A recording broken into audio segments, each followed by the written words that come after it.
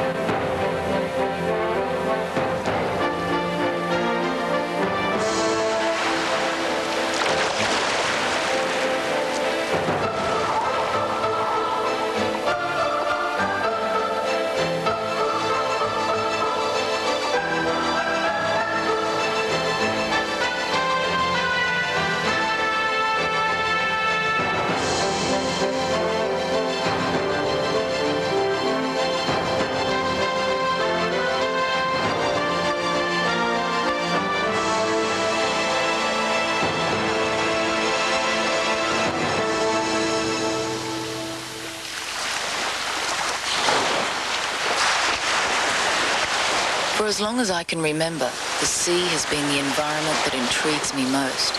I couldn't imagine living beyond its reach. The life that exists in the ocean has become my life, and whales my greatest passion of all. I've longed for a personal encounter with them, and recently I was invited to join a scientific expedition to study the humpback whales of Australia. But the day before our tall ship sailed, there was a disturbing incident. A young humpback, confused by shark nets, had stranded himself on a local beach. There it floundered helplessly in the shallows.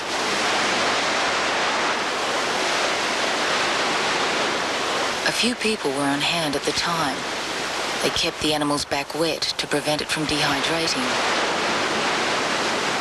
I arrived soon after it, and by that time, a small crowd has already gathered. We all push and struggle to keep the whale pointing out to sea, because if the surf rolled him over, his blowhole would be immersed and he would drown. His big eye watches us placidly, as if he understands our good intention. This immature humpback is already enormous, and when fully grown, he'll weigh as much as 8 large elephants. To see such a creature in this predicament is distressing to all of us. But despite that, the chance to actually touch this whale is a rare thrill. The whale tries to move his body in time with the waves, and we all work to his rhythm. Within an hour, there are dozens of onlookers and eager rescuers. We're hoping the high tide will provide a natural escape, but when the tide does come, it isn't high enough. The way this gentle animal watches us just adds to our sense of frustration. All we can really do now is to drape wet sheets over his back to keep his sensitive skin from getting sunburned.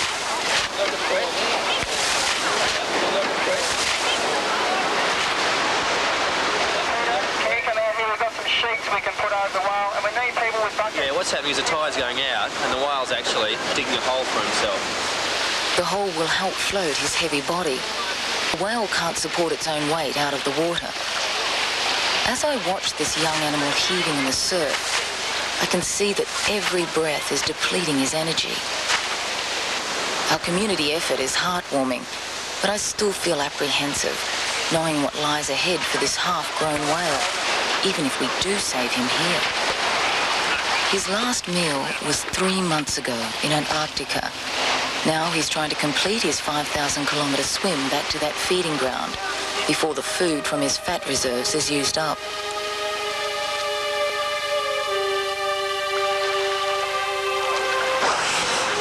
Had this whale not run aground, he'd be migrating in a group or pod of up to 6 whales, heading south from Australia to his feeding grounds in Antarctica. Humpback whales are among the largest animals on Earth, yet they feast on one of the smallest, the shrimp-like krill. If the stranded whale ever does manage to complete his journey to Antarctica, he'll feed voraciously all summer long, storing enough energy in his blubber to fuel him for the rest of the year. But first, he'll have to survive until morning, and the tide will be favourable. After dark, more people arrive by the minute, all prepared for a sleepless night of intensive care. Entire families have abandoned their other commitments to be at the whale's side. And the common spirit uniting us is something I've never experienced so strongly.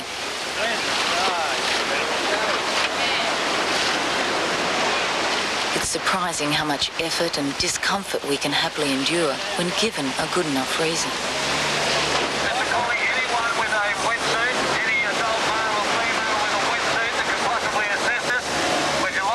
Some bring blankets, others supply hot drinks. And before dawn, yet another team of professional rescuers arrives with more equipment. My urge is to stay, but now that the whale is in good hands, I decide to keep my appointment with the scientific whale expedition. At first light, I say my goodbyes and depart, feeling a fresh regard for humanity.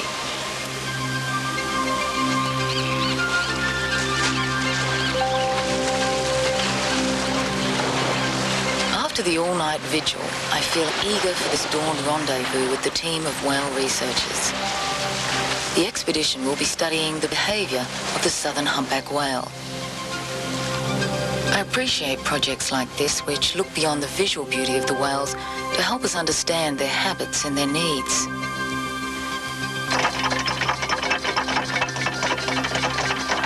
It's an exotic experience to board this authentically restored vessel, the Christina. The 100-year-old topsail ketch is alive with rustic rhythms, age-old sounds and earthy aromas.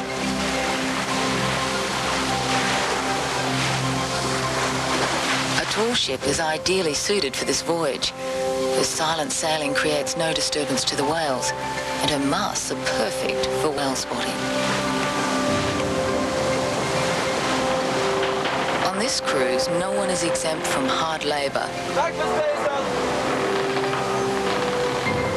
The camaraderie is high, and we all share a love of the sea and of whales.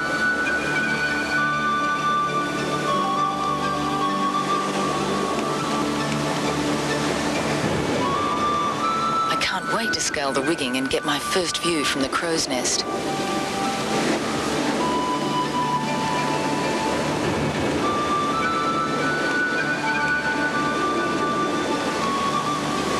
Here I can see clearly the entrance to Platypus Bay, a sheltered refuge on the whale's migratory route off the east coast of Australia. This is our destination, where we hope to observe the behaviour of the southern humpback whale at close range. Where the South Pacific Ocean currents hit Fraser Island, they form the gently sloping sand bottom of Platypus Bay. This provides calm waters and a good resting place for weary whales. Fraser Island shields the bay from extreme weather conditions, and it's here that our research team has observed the whales behaving in their most playful and inquisitive way. We use an ultralight aircraft to efficiently scan the bay. The ultralight was chosen for its low noise level, and it flies high enough to avoid disturbing the whales. Part of the allure of these animals is their unpredictability. The herd migrates down the coast in waves or pulses of pods, and sometimes days can go by with no whales to be seen. Today is one of those days. The ultralight pilot radios the Christina. Nothing so far, Ross. Over. Roger, mobile, over. I'll have a look to the north. Over. The Romeo, Christina standing by. My thoughts go back to that young whale stranded on the beach. I just saw him this morning, but now that seems like the distant past. Brisbane Radio, this is the Christina. I call the mainland to find out how the rescue is going, and they give a mixed report. 500 people here anyway, given the bad weather. Most of them are ready for help. Over. But the whale's predicament has worsened. He's struggling under the full weight of his body, and his breathing is laboured. And now, sand threatens to choke him.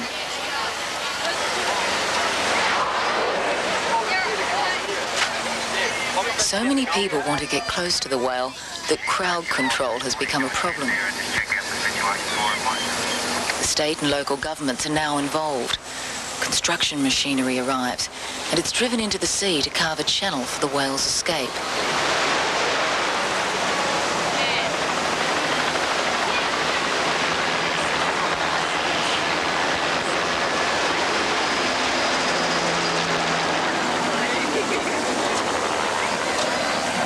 It's a labour of love, and no one has lost hope. I feel uplifted, and I wish I were there to make a contribution. The mood is broken by a radio report from the ultralight pilot. He's finally spotted a pod of humpbacks near the entrance to Platypus Bay. The reaction aboard ship is instantaneous. In less than a moment, the Zodiac is launched, and I'm piling into it, my heart pounding.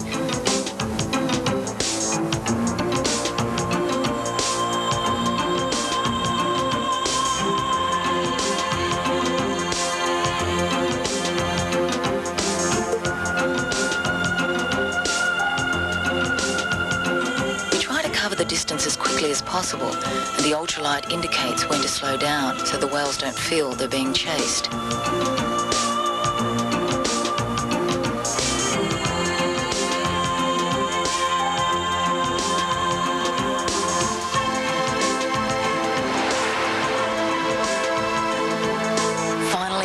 was upon us.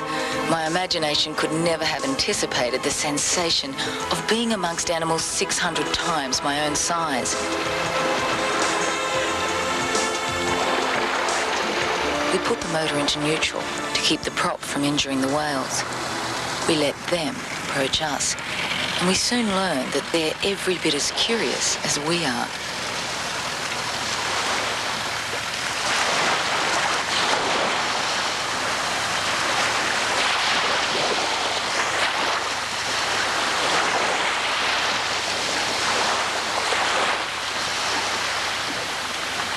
I've never felt so insignificant in the company of animals.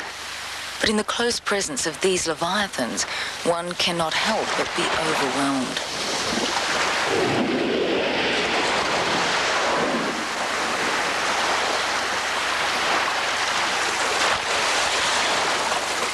One of the researchers on our expedition, Ross Isaacs, has devoted years to the study and underwater photography of the humpback whales, to document and understand their underwater behaviour. He has perfected a technique of attracting them by making sounds through his snorkel that resemble their own song. I've developed this method of calling whales to avoid disturbing them. Whales can be distressed if you swim right up to them, so if the whales make the approach, that lets it happen on their terms.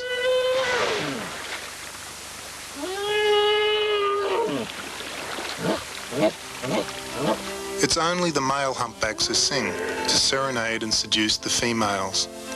So I usually end up attracting an inquisitive female. If she's already aroused, this can be a very tricky situation for me.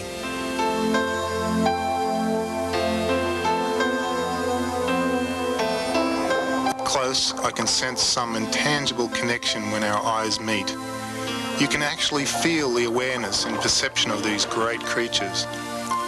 Their size is matched only by their gentleness.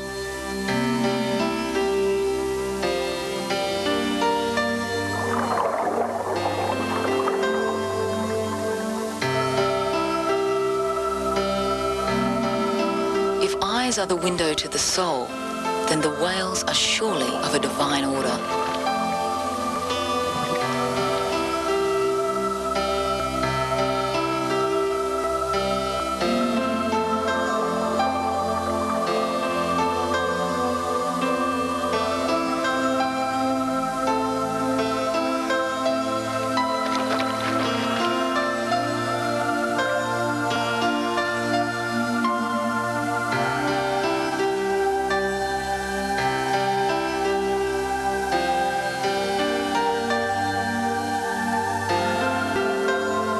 This is delicate work requiring extreme sensitivity to the animals. Only those people experienced enough with humpbacks to understand their behaviour are granted a permit to swim with them. Suddenly, the intimacy is shattered.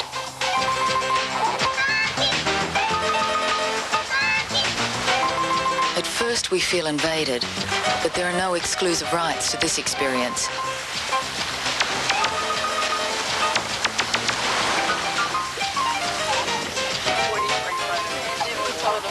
It's well known that whale watching has uplifting benefits for people, but what effect it has on the whales is uncertain. Most of the tour boat operators conduct their excursions professionally, with consideration to the whale's requirements, but occasionally an amateur whale enthusiast will be ignorant of whale etiquette. Marine park rangers are the whale watchdogs, protecting the animals from overzealous human attention. Sometimes whales want and need to be alone. Our ultralight pilot has sighted other pods, so we head off to less crowded waters.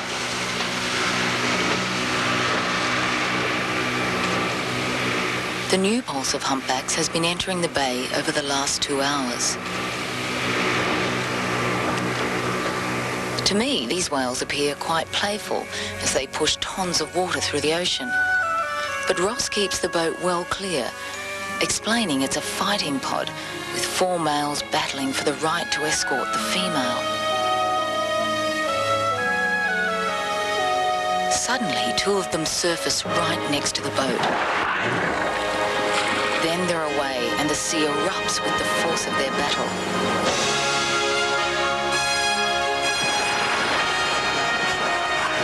Their barnacle-encrusted heads are formidable weapons in this challenge to decide who among them will propagate the species.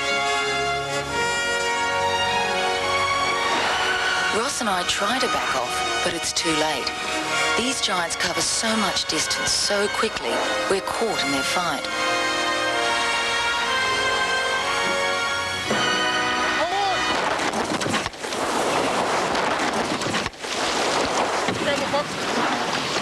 We survive the impact and consider ourselves extremely lucky to be able to put the boat back in order. To the whale, it was just a light tap, since our soft-hulled craft bounced harmlessly off its head. The Leviathans carry on their battle, obviously indifferent to our close call. We head back to the Anna Christina, feeling humbled by the size and power of these creatures. My first day on the expedition is only half over, but already my experience with ocean whales has been nothing short of spectacular. And there is a new report on the young whale who ran aground. There are now more than 2,000 people on the scene. Again, the high tide wasn't high enough, but a peak high tide is forecast for tomorrow.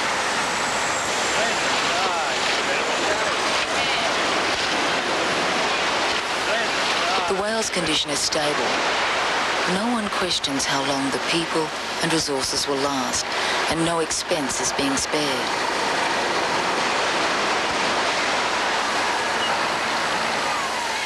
The usual paperwork and red tape are now being bypassed to authorize whatever resources are needed to save this beautiful animal. We finally make our way back to the Anna Christina, where there is yet another pod of inquisitive humpbacks playing around the ship. Again, the curiosity is mutual, and we share the last warm glow of daylight in their company.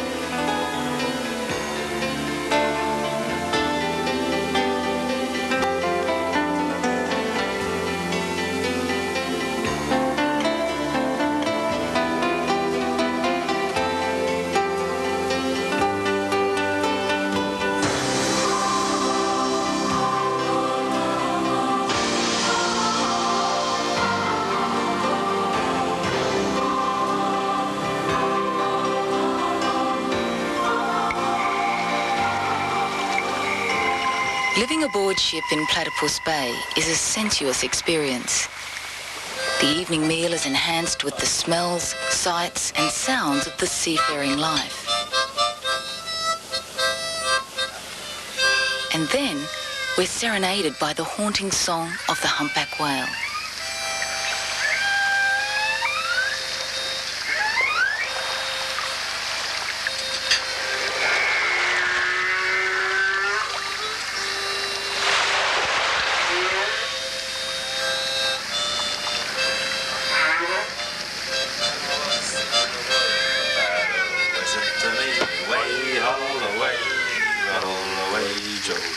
King Louis was the king of France before the revolution.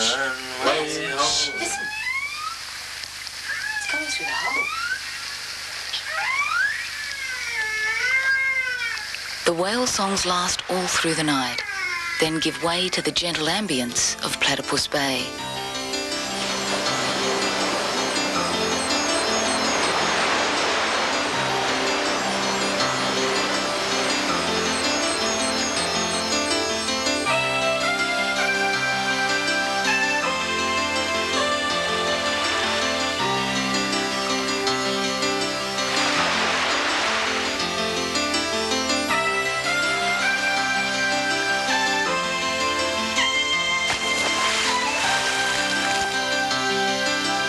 By the second day of the expedition, I'm already accustomed to the feel of salt-dried skin and hair, and I relish the physical exertion of climbing the rigging and hoisting the sails.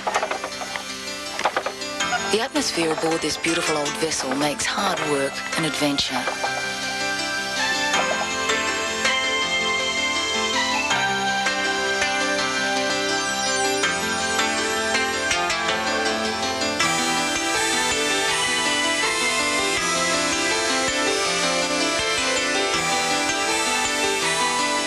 we're underway, we all have the same thing on our minds: finding whales.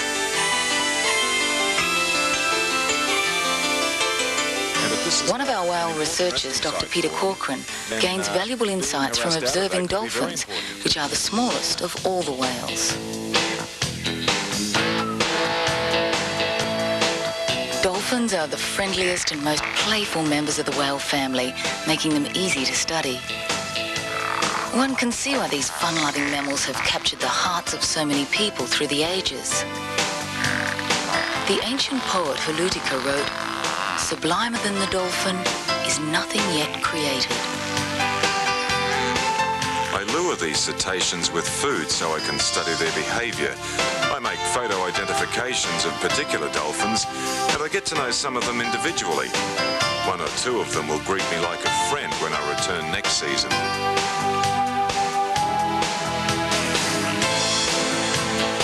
Peter's work reveals important information about the habits and movements of whale populations, enabling us to help the humpbacks recover from 30 years of commercial whale slaughter in Australia.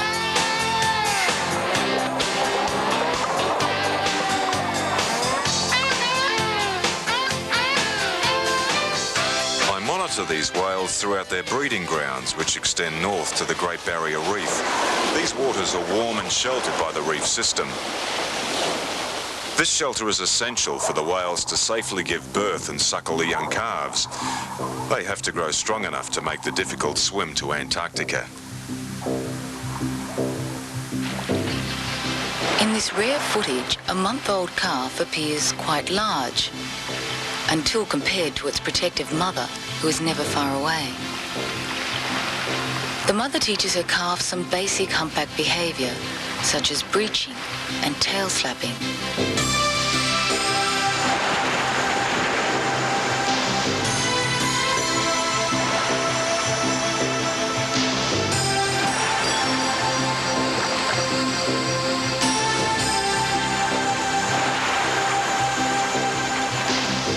At the end of the lesson, the diligent calf is rewarded with a whale-sized meal of milk, and then a much-needed rest. Safe nurturing of these vulnerable calves is the only hope for the resurgence of this endangered species. The mothers seek out these secluded waters, which offer shelter from rough seas, thanks to the nearby reef formations. This part of the Coral Sea has a rich diversity of colourful species, which are all interdependent, and the whales depend on this network for the safe birthing and rearing of their young.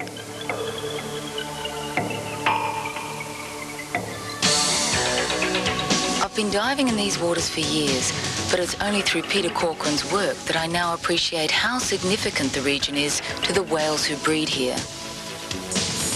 The ecology of this area is not only beautiful, it is fragile. Any impact upon a major species here would cause a chain reaction among the others, which would inevitably affect the whales.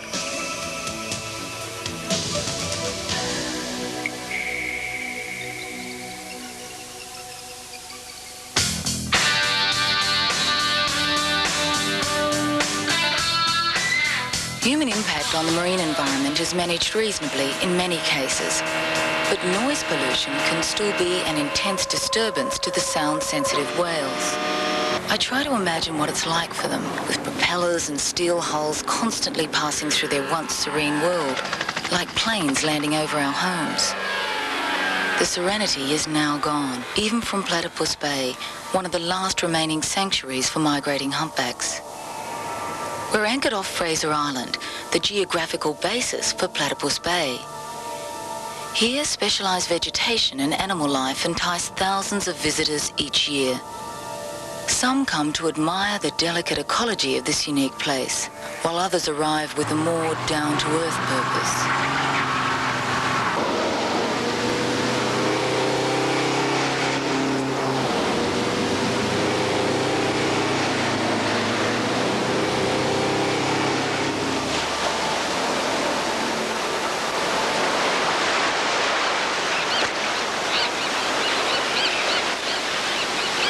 The whale sanctuary in Platypus Bay has been created by the sweeping sandy shores of Fraser Island. Over thousands of years, the wind, sea and geography have combined to form some of the tallest sandhills on Earth. Over 120 kilometres long, this is the largest sand island in the world. Remarkably, these sandy deposits support towering rainforests and a diversity of animal species. Clear freshwater creeks create an unpolluted paradise for the island's specialised wildlife. This sand island is now recognised for its World Heritage value, and every year more tourists arrive. Human impact here could have a domino effect, eventually driving wildlife and whales from this once secluded refuge.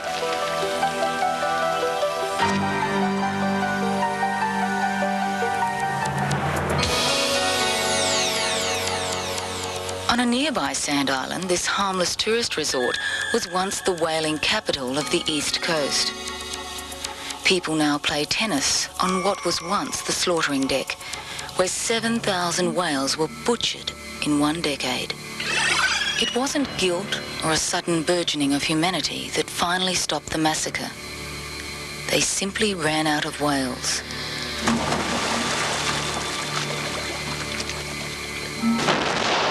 Ironically, when the slaughter finally ended, the old whaling ships and remnants from the station were given an appropriate burial at sea.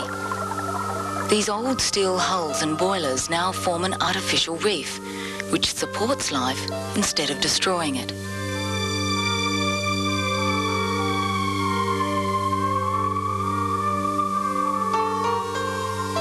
I take heart from seeing how quickly attitudes are changing in today's world, thanks largely to the understanding provided by scientists like Peter Corcoran.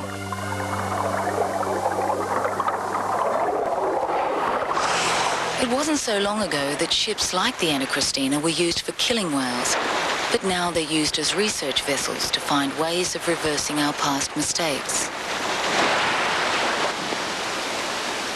I'm beginning to understand why everyone who encounters whales experiences a feeling of enchantment.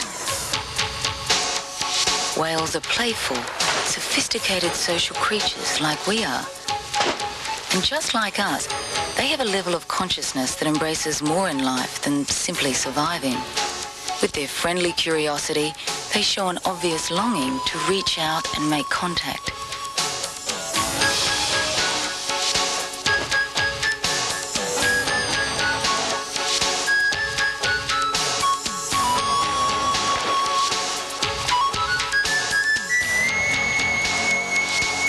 The whales are the biggest animals to ever live, and they are perhaps the greatest symbol of conservation in our time.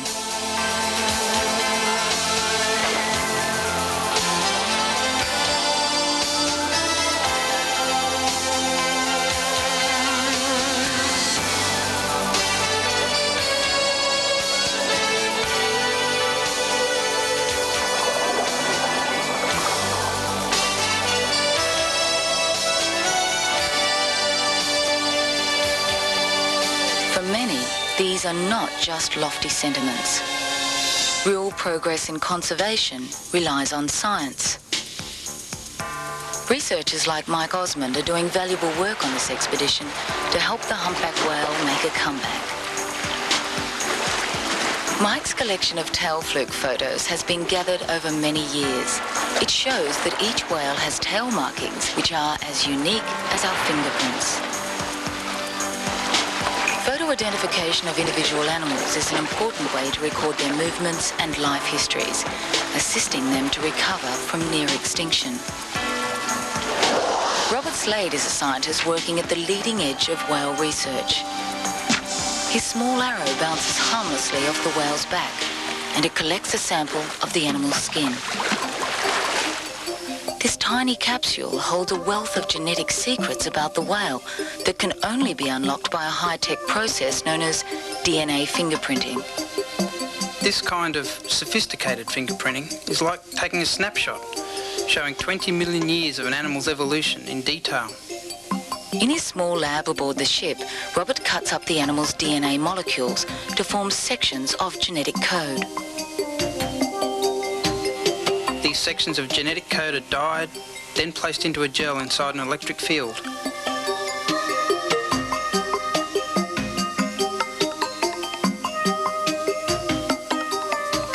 positively charged pieces of DNA are drawn downwards through the electrified field.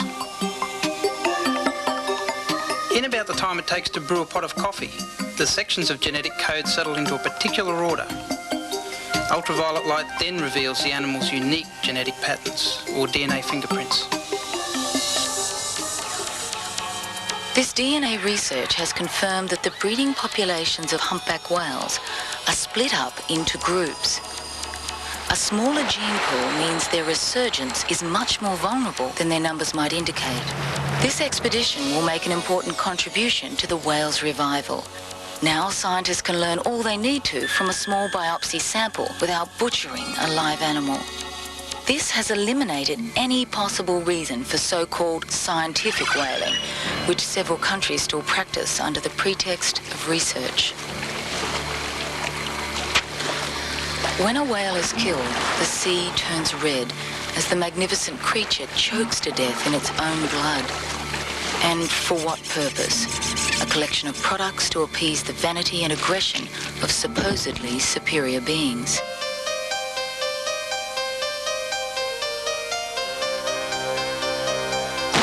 If whaling is allowed to resume for any reason, whales will again be reduced to cosmetics, pet food and fertilizer as they have in the past, with their blubber providing oil and glycerine for instruments of death. But now the business of slaughtering whales has been replaced by the business of watching them. So public awareness of these animals is making them popular. Come the winter season in the seaside resort of Hervey Bay, the humpback whale becomes a celebrity. During the height of the whale watching season, local tourists become susceptible to whale fever, and they perform many strange rituals in honour of the great humpback whales.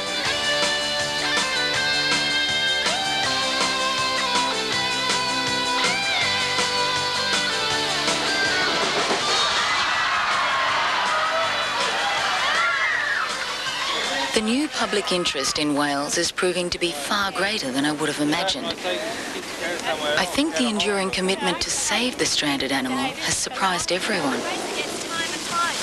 The whale now has captured the attention of the whole country through television news.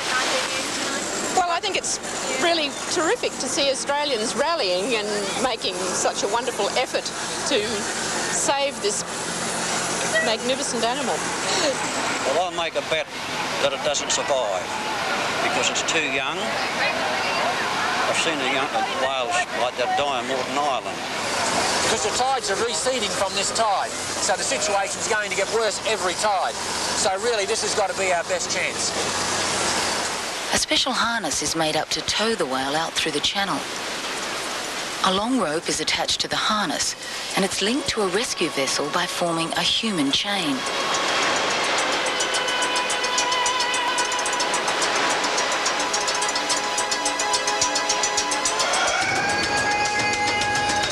The rope is hooked up to the boat, and the harness is set.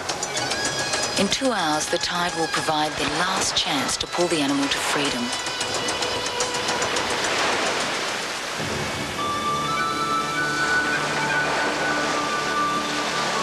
Aboard the Anna Christina, we all share the hope and excitement felt by the rescue team. As we continue our search for whales along the sheltered waters of Platypus Bay, a mood of optimism sweeps through us.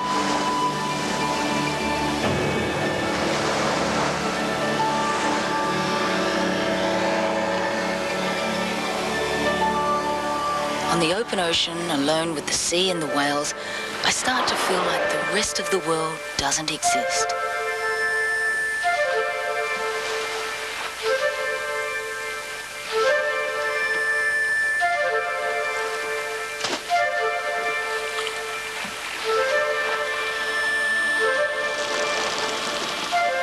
These graceful leviathans glide through their world with effortless poise.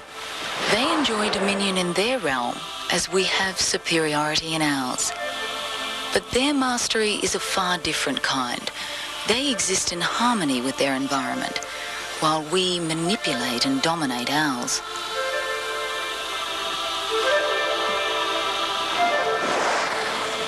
The whales have a presence of mythical proportions. They live in a domain which to us is mysterious. They come out of the deep, we glimpse them for brief moments of their time, then they vanish into their world beneath the waves. But these glimpses allow us to appreciate the grace and subtlety of their body language, a visual language in which every movement of the tail or fin is an eloquent expression. And we are left to ponder what it all might mean in this special language that we're only just beginning to understand.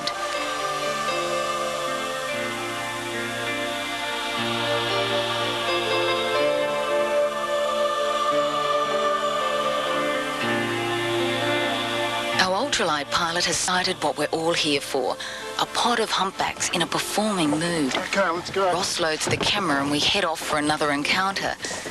Again, we feel the adrenaline, hoping their spectacular display will last until we arrive.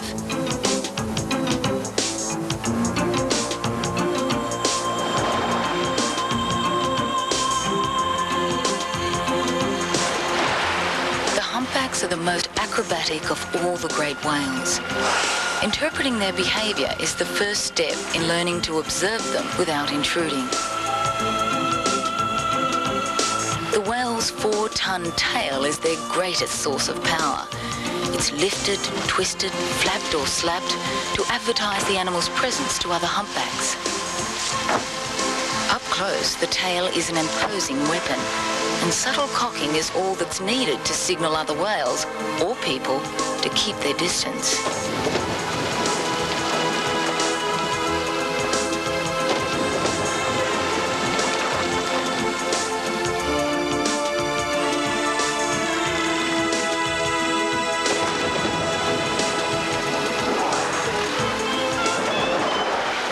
Tactile creatures.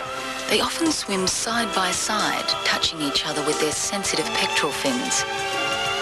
Mothers use these enormous fins as caressing hands to stroke their young calves. These massive flippers distinguish humpbacks from the other great whales. They're almost a third the length of their body. Weighing 2 tons each, they can crash down like cymbals on the water's surface or spread like wings as they fly through the ocean.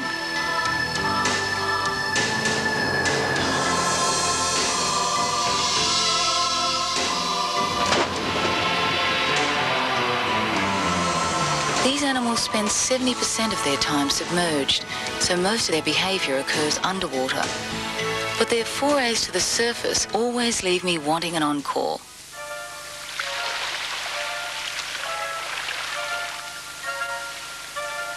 A close encounter with a humpback leaves impressions ranging from the amusing to the sublime.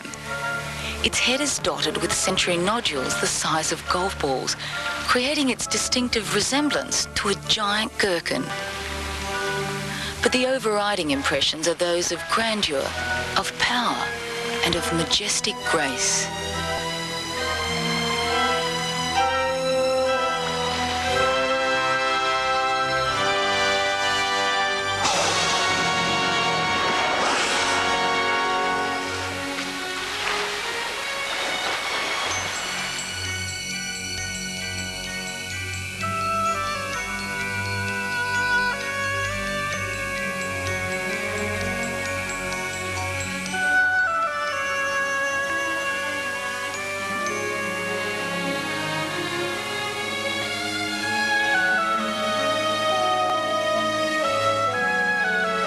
With 3 powerful thrusts of its tail, a whale can propel its 40-ton mass into the air in the ultimate of marine acrobatics, the bridge.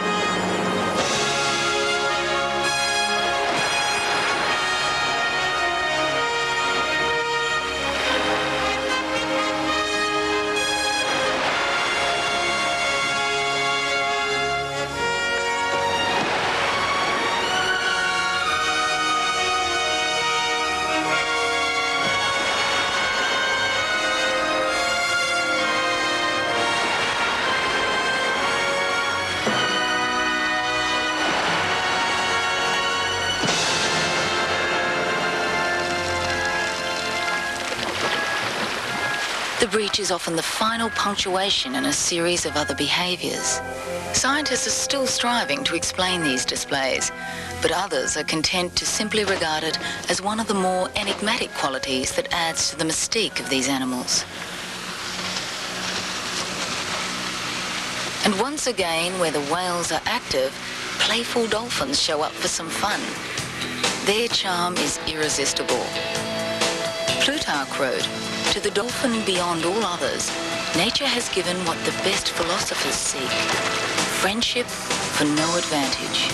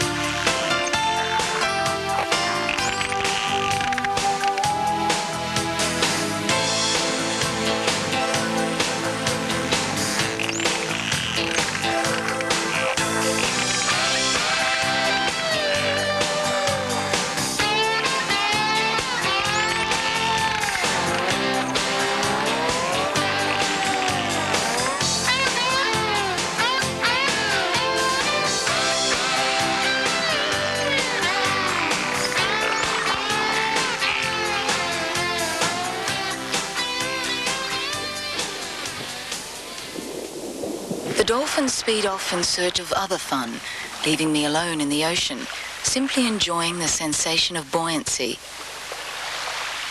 I hear a distant, familiar sound. A male is broadcasting his complex symphony.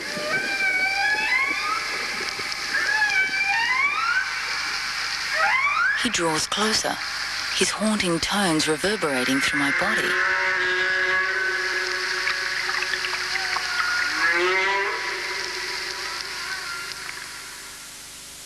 Suddenly all is quiet. I imagine the singer pausing for his next chorus. But then he materializes out of the blue haze only meters away. His eye widens as he rolls over like some playful dinosaur, slowly maneuvering closer to ponder my insignificance.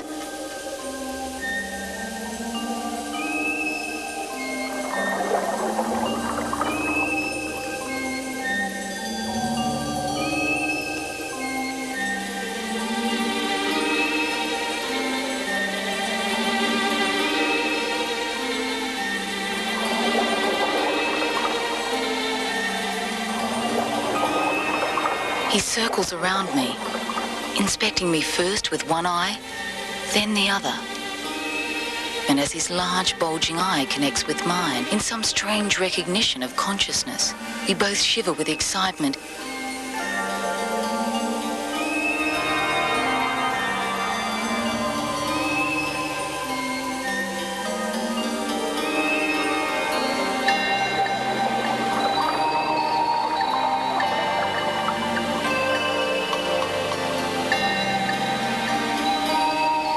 Reach out to the great creature in a gesture of trust, and to my complete amazement, he places his 2-ton fin in my hand.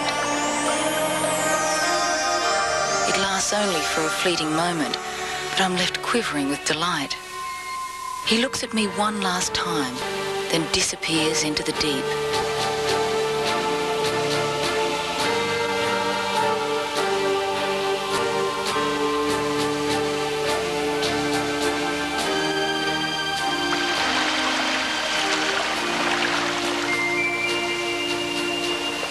My life has been enriched with an added dimension, a personal encounter so fulfilling. Only Ross and a handful of other people could really understand the experience.